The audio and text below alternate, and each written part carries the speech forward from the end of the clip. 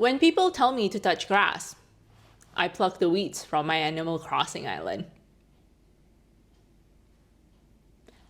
I need to get out more. Hi everyone and welcome to another video. And that's right, I did it. I cut my hair and now I have bangs. Ladies,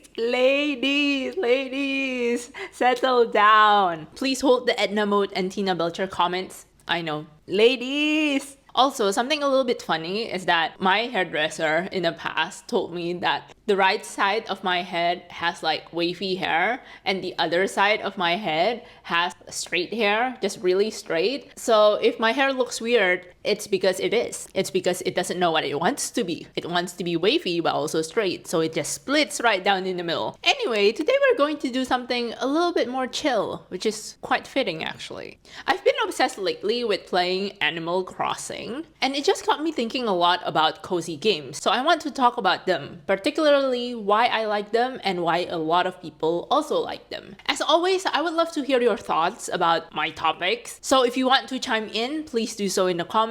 Tell me if you like cozy games, why you like them. Tell me if you have your favorites. And if they're not your cup of tea, also let me know why. I would love to get a discussion going, so comment below. And also, that will create a lot of engagement in the video, which I wouldn't say no to. Before we start, let me explain what cozy games are. Epic Games did a good article that explores the rise of cozy games. And in the article, a definition that sticks out to me is a cozy game is less about genre and more about feeling. There are a couple of conventions that make up a cozy game and add to that feeling. First, there needs to be a sense of safety and inclusion, that you more or less know what's coming, so it's not like there will be an M. Night Shyamalan twist in a cozy game. Second, there is a sense of abundance, like you can easily obtain your goals. Finally, there is softness. These cozy games tend to be gentle, comforting, with good music, and anything aesthetically pleasing. Personally, all these factors appeal so much to me, which explains why I really enjoyed playing Animal Crossing. I do occasionally enjoy the more fast-paced, mission-based, thrilling games,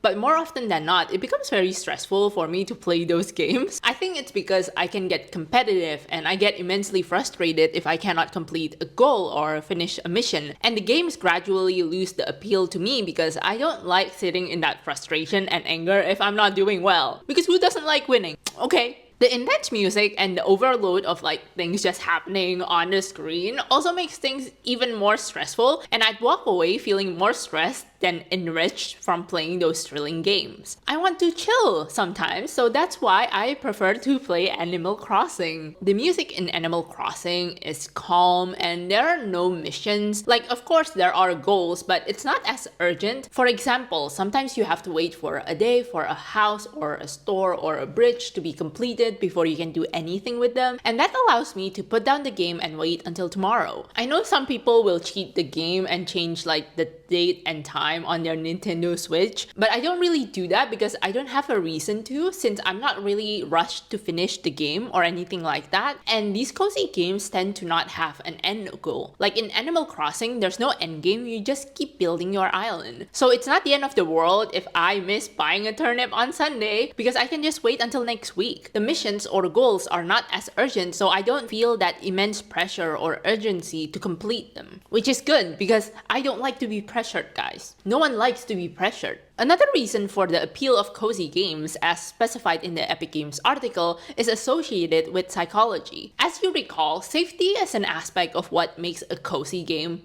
a cozy game. The games are not threatening and they're low stimulation or low stimuli. And personally, I like low stimuli media. I'm one of those people who cannot watch Mr. Beast videos because there's just so many cuts and the music is so loud and everyone's like screaming and they're all getting up like in your faces, and I'm like, no, I'm not about that. I love instead watching videos from people like Mina Lay or Be Kind Rewind or Jane Mulcahy because they're very calming and the edits are not too rapid, they don't have a lot of cuts, and they also have very soothing voices as well. After a long day of work or school, honestly, I would prefer sitting down with something low stimulation like the aforementioned YouTube videos because it's nicer and it allows me to slow down and clear my mind. Playing cozy games is equivalent for a lot of people to the latter YouTube videos. Cozy games allow people people to slow down and enjoy small moments. And after a big day of work or school, this might be what some people actually need. On Animal Crossing, instead of doing missions or completing your goals, you can literally just chill with the residents of your island, or you can just listen to KK Slider performing. There's not this expectation or this pressure to complete a big task, which is different from how fast-paced and intense things can get in real life. We have become so accustomed in this day and age to always grind, to always be active, to use your time to the fullest, to not waste a drop of time, that I guess being able to just sit down and play cozy games and,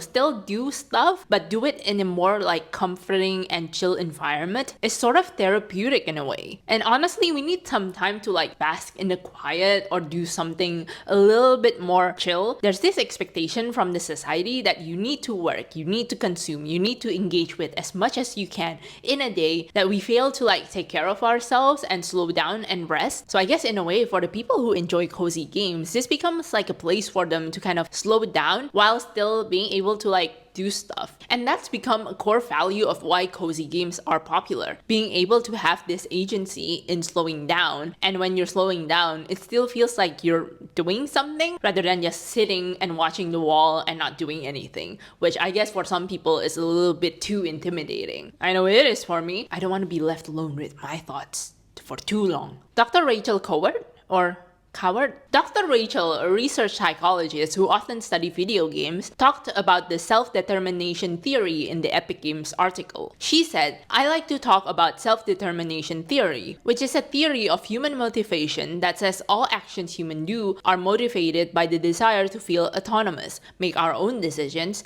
the desire to achieve something, and the desire to feel connected to other people." Let's keep that quote in mind for the next point. Animal Crossing New Horizons became incredibly popular during the pandemic in 2020. During a time where there's a lot of stress and we feel like we don't have as much agency in our lives, Animal Crossing provided exactly the perfect escapism that feeds into the idea of this self-determination theory. Animal Crossing is low stakes, low stimuli, but it still has enough customization that you feel a sense of agency, of making things your own, of being able to customize your own house or island during a time where you couldn't have any of that. Not to mention, you can interact with other characters on your island, or you can visit other people's islands, and that was one of the very few ways to connect with people when you couldn't during the lockdowns. While a lot of cozy games have existed in the past, Harvest Moon was first released in 1996, Animal Crossing was first released in 2001, popularity and interest in cozy games have gotten exponentially higher during the pandemic era and in the aftermath. And I think the rise of social media, where people can share videos and pictures of these games or even share the code to their island, there's more exposure, if that makes sense,